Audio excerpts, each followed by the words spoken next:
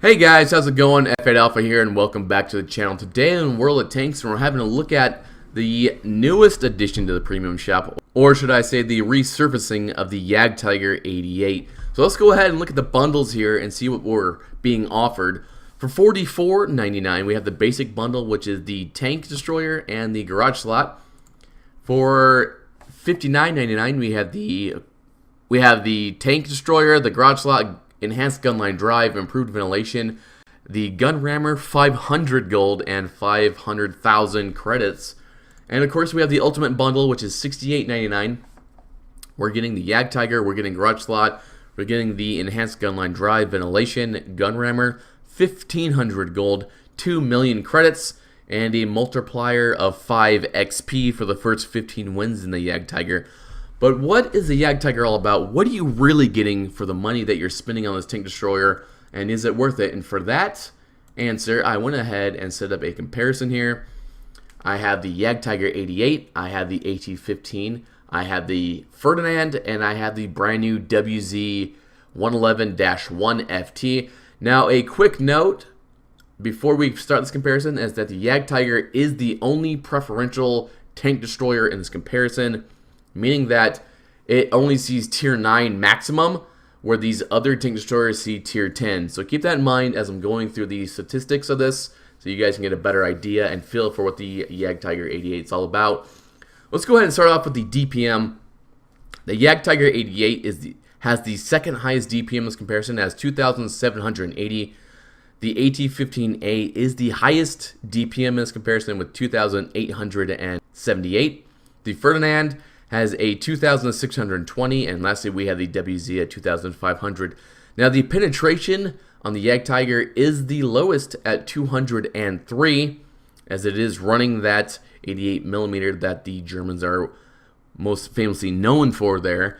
The AT-15A does have a 226mm penetration, the Ferdinand has 246, and the new WZ has 271.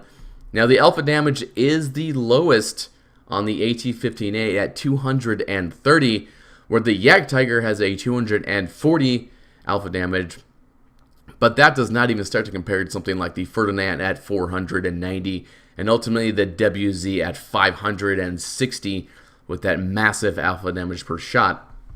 The rate of fire on the Jagdtiger is 11.5. The rate of fire on the AT-15A is 12.2. The Ferdinand has a 5.3, and the WZ is a 4.4, meaning that the Jagdtiger and the AT-15A are very rapid fire. They are going to go ahead and keep those enemies pinned in position, or keep those tracks blown off for your team to go ahead and deal with that tank. The shell velocity on the Jagdtiger is outstanding. It is 1,000.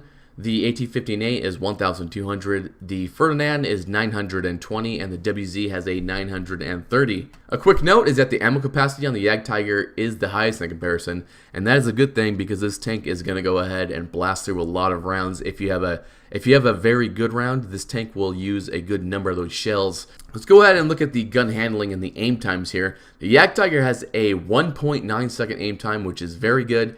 The AT-15A has a 1.6 second aim time, which is phenomenal. The Ferdinand has a 2.2, and the WZ has a 2.6 second aim time.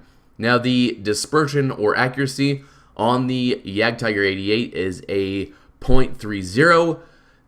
Then we have the AT-15A with a 0.29. The Ferdinand has a 0.34, and the WZ has a 0.35. Now when it comes to depression, the Jagdtiger 88 has 7 degrees of gun depression, which is very workable. The AT-15A has an outstanding 10. The Ferdinand has a phenomenal 8. And the WZ is in last place with 6 degrees of gun depression. The gun traverse of the Jagdtiger is 10 degrees left and 10 degrees right. The AT-15A has 25 degrees left and right, which is outstanding. The Ferdinand has 15, which is very good, and the WZ is at 12 degrees left and right, which is very good as well. Now let's go ahead and look at the mobility of these tanks. The Jagdtiger is the fastest tank in this comparison, with a 38 kilometer forward speed, followed by the WZ at 35. Then we have the Ferdinand at 30, and lastly we have the AT-15A at 20. But that doesn't fully paint the picture for us. The horsepower per ton is also very important in the mobility of these tanks. The Jagdtiger 88 has a 10.0 horsepower per ton ratio. The AT-15A has a 10.7 horsepower per ton ratio. The Ferdinand has a 12.5, and the WZ is the best at 13.3 horsepower per ton. The Jagdtiger 88 has the best hull traverse at 27.1, followed by the WZ at 26. Then we have the Ferdinand at 21.9, and lastly we have the AT-15A at 20.8, meaning that the Jagdtiger has the best forward top speed and the best traversing of the tank, making it a very flexible, somewhat maneuverable tank destroyer. Let's go ahead and transition over to the armor and hit points of these tanks.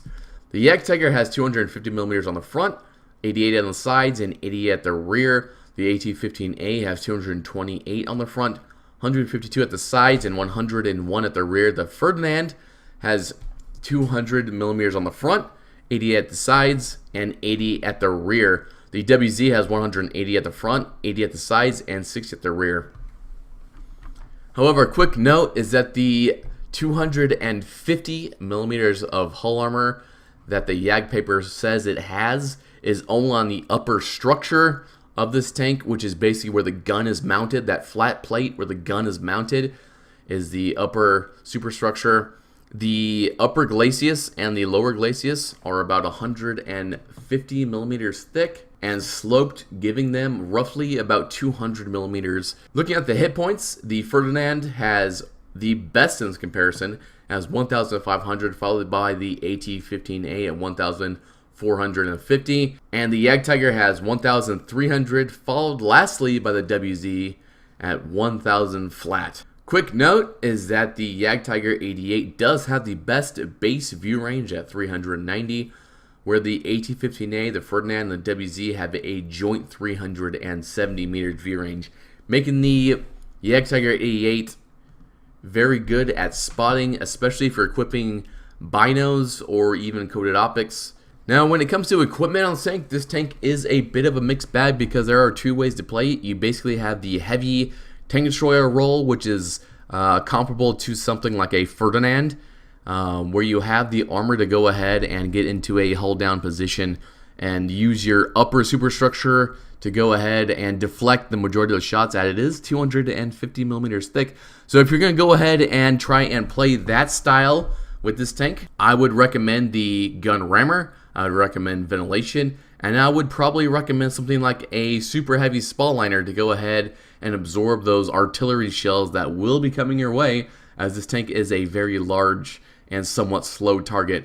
Now, if you're going to play more of a traditional tank destroyer role, I would recommend the gun rammer, I would recommend binoculars, and I would recommend probably a camo net. In my opinion, the enhanced gunline drive is not needed. This tank has a very, very good aim time of 1.9 without any kind of crew skills tied to that, meaning that the enhanced gunline drive is basically taking up a slot which could be taken up by equipment that is far more useful. Now, when it comes to crew skills, for the commander, I would recommend Sixth Sense. For the radio man, I would recommend situational awareness. For the driver, I would recommend clutch braking. For the gunner, I would recommend probably something like Deadeye or Armorer. For the first loader, I would recommend safe stowage, and for the second loader, I would probably recommend repairs. Now, for your next skill, it is going to be kind of dependent on the style you want to go ahead and play this tank as. If you're playing it as a heavy tank destroyer, a up close and personal tank destroyer, I would recommend repairs to go ahead and keep you mobile, keep those tracks up and running. If you're going to go ahead and play the traditional tank destroyer role, I would probably recommend something like camouflage to go ahead and help with that camo net that you have equipped and give you the best camouflage rating possible so you can go ahead and hide most efficiently. My personal thoughts on this tank, this tank destroyer is probably the longest running premium tank I own. I have hundreds of battles in this. It recently received a buff to its top speed, to its traverse, and I think to its horsepower, to its motor, I want to say. So it received a buff a couple patches ago, and since then it is definitely a much better tank destroyer.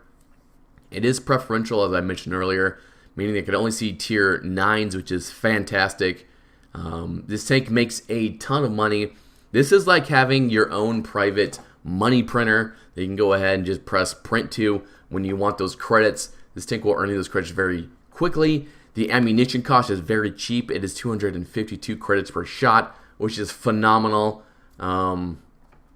This tank is a fantastic crew trainer. This will train up something like your Ferdinand crew. This will train up your Jagdtiger, obviously.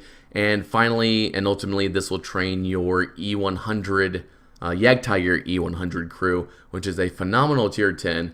So with that said, this tank is an outstanding trainer for the crew, an outstanding credit maker, and a pretty fun tank to play. If you're willing to go ahead and look at the map before the battle starts and kind of have in your mind where you're going and how you're going to play this tank, you will probably be very happy with this tank. If you're just going to run out there in the open and hope your armor is going to absorb shots, this is not the tank destroyer for you. The upper structure will deflect shots.